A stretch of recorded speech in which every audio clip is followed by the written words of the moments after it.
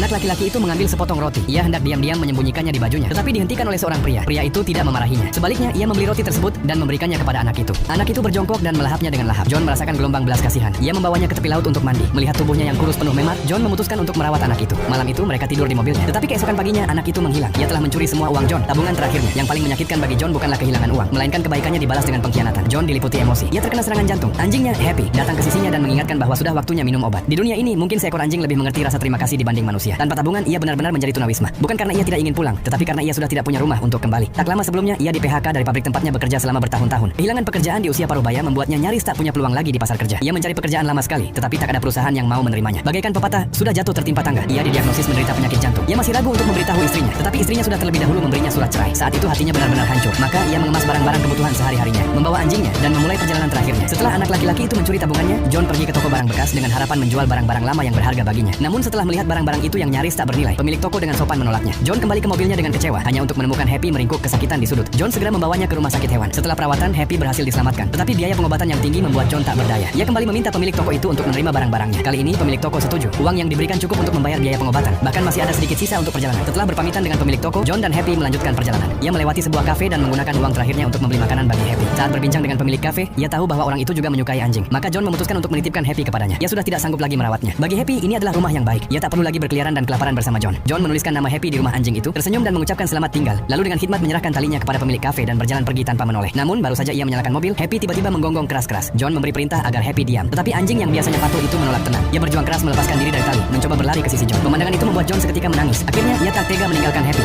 Meski uangnya sudah benar-benar habis, mobilnya pun kehabisan bensin. Ia membawa Happy berkeliling mencari makanan. Mereka makan dari apa yang berhasil ia pungut. Musim dingin segera datang. Lapar dan dingin terus menyerangnya. Penyakitnya semakin parah. Ia tahu bahwa hidupnya sudah di ujung. Ia membuka pintu mobil, berharap Happy pergi, tetapi malah menemukan setumpuk makanan di bawah kursi. Itulah makanan yang Happy kumpulkan untuknya. Setiap hari Happy keluar mencarinya, mengais tempat sampah, memakan sisa-sisa, tapi selalu membawa pulang yang terbaik untuk John. Namun John sudah tak lagi punya tenaga untuk makan. Dengan sisa kekuatannya, ia mengucapkan selamat tinggal kepada Happy. Berterima kasih atas semua yang telah dilakukannya. Jika ada kehidupan berikutnya, ia berharap mereka bisa bertemu lagi. Mari kita kirimkan doa terbaik untuk mereka berdua.